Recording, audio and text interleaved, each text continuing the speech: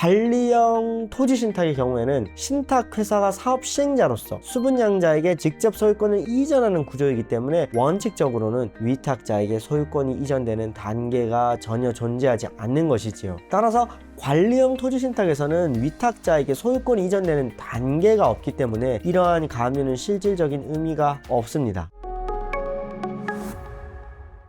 안녕하세요.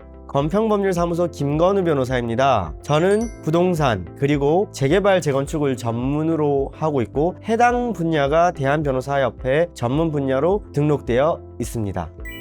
네, 오늘은 변호사님 분양계약을 해지하려는데 다른 변호사 사무실에서 집행 방법으로 시행사의 신탁사에 대한 소유권 이전 등기 청구권을 막연히 가압류하면 된다면서 수임을 부추기고 있습니다. 집행 방법이 맞나요? 라고 질문하시는 분이 있으셔서 제가 이 부분에 대해서 좀 상세하게 좀 말씀드려보고자 합니다.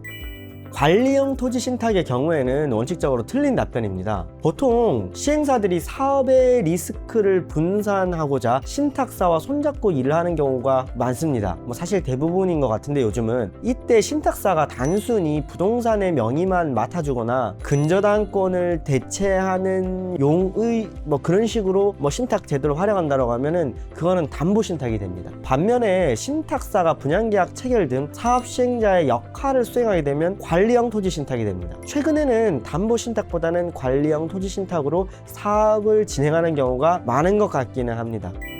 오늘은 담보 신탁과 관리형 토지 신탁의 차이에 대하여 말씀드려보고 각 경우의 효과적인 집행 방법에 대해서 말씀드려보고자 합니다. 우선 관리형 토지 신탁과 담보 신탁의 개념에 대해서 살펴보면 관리형 토지 신탁은 위탁자가 소유한 토지를 신탁회사에 신탁하고 신탁회사가 사업 시행자로서 건물을 신축 분양하는 사업을 하는 신탁 형태입니다. 이 경우에 토지의 소유권과 함께 사업 시행자로서의 지위를 갖게 되며 사업 관련 인허가, 분양계약 체결, 자금 관리 등의 업무를 수행하게 됩니다. 다만 사업비 조달 의무는 위탁자가 부담하는 것이 특징입니다. 담보신탁은 위탁자가 금전채권을 담보하기 위해서 금전채권자를 우선수익자로, 위탁자를 수익자로 해서 위탁자 소유의 부동산을 신탁법에 따라 수탁자에게 이전하면서 채무불이행 시에는 신탁부동산을 처분해서 우선수익자의 변제 등에 충당하고 나머지를 위탁자에게 반환하기로 하는 내용의 신탁입니다.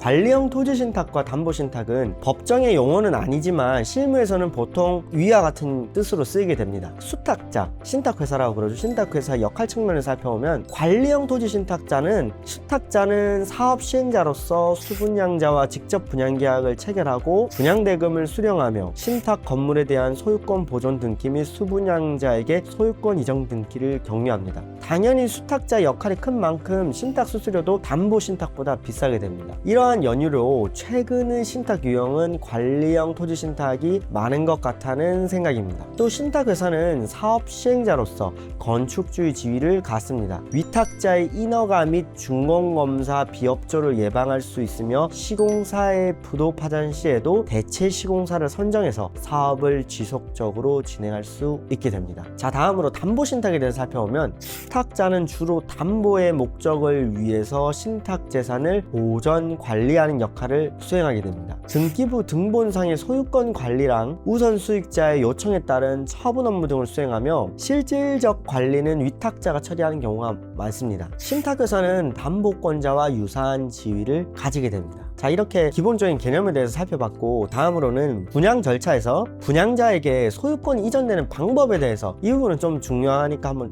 잘 들어보세요. 관리형 토지 신탁의 경우에는 분양계약 체결이 어떻게 이루어지냐면은 신탁회사가 직접 분양계약의 당사자가 되어서 수분양자와 분양계약을 체결합니다. 수분양자는 신탁회사와 직접 법률관계를 형성하게 되죠. 자, 다음으로는 분양대금 납부 및 관리에 대해서 살펴보면 관리형 토지 신탁에서 수분양자는 신탁회사의 분양대금을 납부합니다. 신탁회사는 수분양자로부터 수령한 그 분양대금을 재원으로 해서 위탁자가 차입한 대출금을 상환하고 시공사에게 지급하는 등 자금을 관리하게 됩니다. 자, 다음으로 건물 준공 및 소유권 보존 등기에 대해서 살펴보면 관리형 토지 신탁에서는 신축 건물이 준공이 되면 신탁회사는 자신의 명의로 건물에 대한 소유권 보존 등기를 완료하게 됩니다. 관리형 토지신탁에서 수분양자에게 소유권이 이전되는 방식에 대해서 살펴보면, 분양대금이 완납이 되면 신탁회사는 수분양자에게 직접 소유권 이전 등기를 격려하게 됩니다. 이 과정에서 신탁회사는 매도인으로서 수분양자에게 소유권을 직접 이전해 주므로써 사업의 안정성을 확보할 수 있게 되는 것이지요. 자, 이상 관리형 토지신탁에 대해서 살펴봤고, 담보신탁의 경우는 어떻게 다를까요? 분양계약 체결에 관해서 살펴보면 위탁자가 사업주체로서 수분양자와 분양계약을 체결하게 됩니다.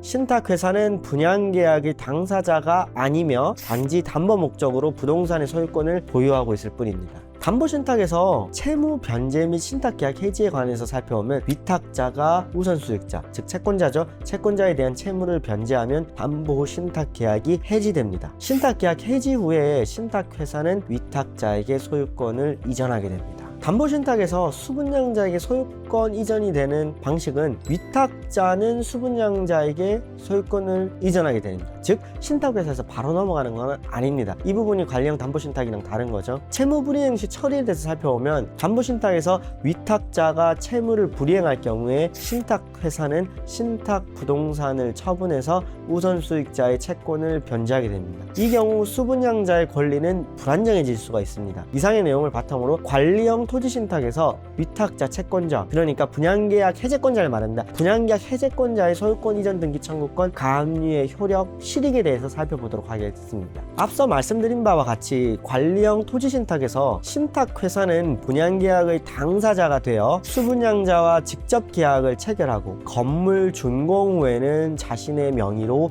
건물에 대한 소유권 보존 등기를 마친 후에 수분양자에게 직접 소유권 이전 등기를 격려하게 됩니다.